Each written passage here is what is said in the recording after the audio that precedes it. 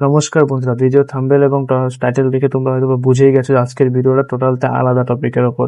হ্যাঁ, গত 9ই আগস্ট আমাদের কলকাতার আরজিকর হসপিটালে, মানে যেটা একটা সরকারি হসপিটাল, সেখানে একটা ফিমেল ডাক্তারকে গ্যাং রেপড এবং তাকে মার্ডার করে দেওয়া হয়েছে। এবং সেই ইনসিডেন্ট সামনে আসতে আজ পুরো দেশ রাস্তায় নেমে পড়েছে এবং একজোট হয়ে শুধু একটাই দাবি আমাদের, আমরা দোষীদের শাস্তি চাই। We want justice. এরই মধ্যে যেখানে গোটা দেশ, ছোট বাচ্চা থেকে বয়স্ক দিদারা পর্যন্ত রাস্তায় নেমে পড়েছে মোমবাতি হাতে নিয়ে জাস্টিস জাস্টিস করতে করতে, এরই মধ্যে কিছু কিছু সেলিব্রিটি তাদের কুমিরের কান্না শুরু করে দিয়েছে। মানে কোথাও হচ্ছে শঙ্খ বাজানো এডিট করে, কোথাও হচ্ছে কাজল পরে কান্না। তো আজ সেটাই দেখছি এবং সেই ফুটেজের এক ঝলক তোমরা দেখে নাও।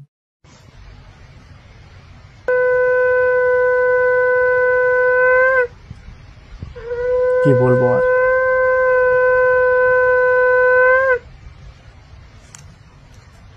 তিলোত্তমার পূর্ণ বিচার চাই।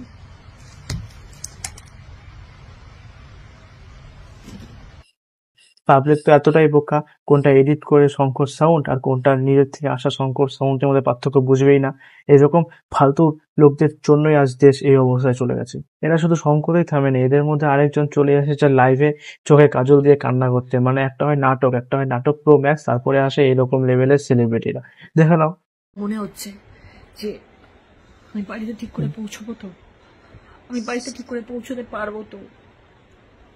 কেন হবে? কেন? হ্যাঁ, এটা কেন হবে? কাকে বলছে? তুমি তো এটাই বুঝতে পারছো না কাকে বলছে এটা। মাথা উঁচু করে কমপ্লেনটা কার বাঁচবো, বিরুদ্ধে? মাথা উঁচু করে চলবো। এবং যখন কোনো ক্রিয়েটার সেই ন্যাকা কান্নাগুলোকে সোশ্যাল মিডিয়ায় শেয়ার করে, তখন তারা চলে আসে আরেকটা ন্যাকা কান্না করতে। দেখো, আমরা সুবিচারের পেছনে দৌড়ে তাহলে খুব ভালো হবে। আমরা যদি মেয়েটির মা আমার পাশে গিয়ে দাঁড়াই, সেটা ভীষণ ভালো হবে। রচনা ব্যানার্জি চোখে জল ফেললো, ঋতুপর্ণা সেনগুপ্ত শঙ্খ বাজানো, সেটা নিয়ে প্লিজ সমালোচনা করবেন, এটা আপনাদের শোভা পায় না। তো কাজই করেন সেরকম, তো আপনাদের নিয়ে ট্রোল করবে না তো এই দেওয়ালে মারা লাগিয়ে আটকে রাখবে, আপনাদের পূজা করবে। ঘটনার বেশ কয়েকদিন চলে যাওয়ার পর কিছু গণ্যমান্য ব্যক্তি আসেন, সেলিব্রিটি, যারা নিজেদেরকে সেলিব্রিটি পরিচয় দেন। আরে ভাই, এতদিন কোথায় ছিল তোমাদের সেলিব্রিটি সেই প্রোটেস্ট?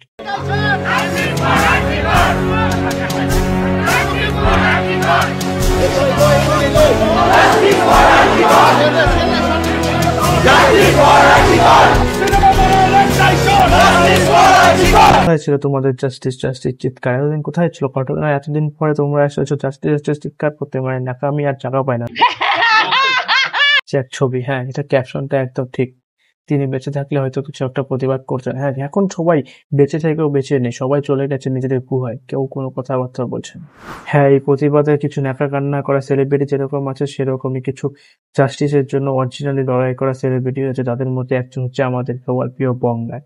বঙ্গায় কি বলো দেখে নিন। কারণ মানুষ এতদিন ধরে যেই প্রশ্নগুলো তুলছিল, সেই প্রশ্নগুলো করেই সুপ্রিম কোর্ট প্রমাণ করলো কোনো একটা বড় ষড়যন্ত্র আর ব্যর্থতা তো আছেই। প্রশ্ন তোলা বন্ধ করা যাবে না। তাই এই মুহূর্তে সবচেয়ে বড় পাওয়ারটা কিন্তু আপনার কাছেই, প্রশ্ন করার। প্রতিবাদের সাথে সাথে আমরা নিজেরা কি করতে পারি। কোথাও পাওয়ারের মিসইউজ হলে এটা তো আমার প্রবলেম না, এটা বলে এড়িয়ে যাবেন না। একজোট হয়ে আওয়াজ তুললেই অযোগ্য লোকেরা দিনের পর দিন পাওয়ারের মিসইউজ করতে পারবে না। মনে রাখবেন, ওরা আমাদের সুরক্ষার জন্য, ভয় দেখানোর জন্য নয়। হ্যাঁ, এই কিরণদাকে আমরা আন্দোলনের প্রথম থেকে দেখেছি এবং সে আজ অব্দি বিভিন্ন পোস্ট এবং সোশ্যাল মিডিয়ায় ভিডিও আপলোড করে আমাদের আন্দোলনটাকে আরো জাগ্রত করে তুলেছে।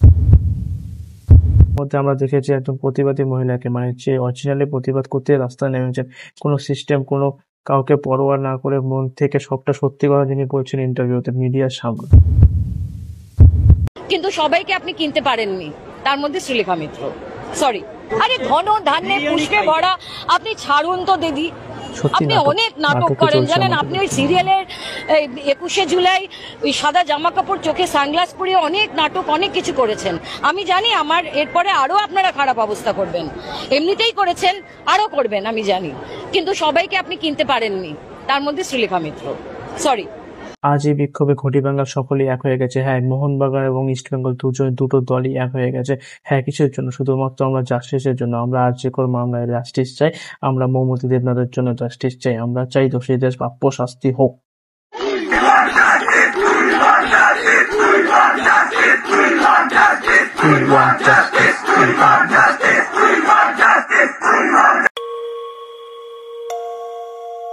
আজ আমরা দেখতে পেলাম কিছু কিছু সেলিব্রিটি শুধু ন্যাকা কান্না করতেই সোশ্যাল মিডিয়ায় আসলো এবং ন্যাকা কান্না করে চলে গেল। হ্যাঁ, সিনেমা বলেছিল না একদিন যে এটা সেলিব্রিটি না শালীর বেটি। হ্যাঁ, এটা শালীর বেটি। আজ কিছু কিছু অনেক সেলিব্রিটি আছে যারা সত্যিকারের প্রোটেস্টটা করছে এবং জাস্টিসের জন্য লড়ছে। হ্যাঁ, আমরা সবাই মিলে জাস্টিস চাই, আমরা চাই জাস্টিস পাক। আমরা চাই আরজি করে মামলায় জাস্টিস হোক এবং ধর্ষিতের প্রাপ্ত শাস্তি হোক। তো এইভাবেই চলে যাক এই আন্দোলন। We want justice. Thank you.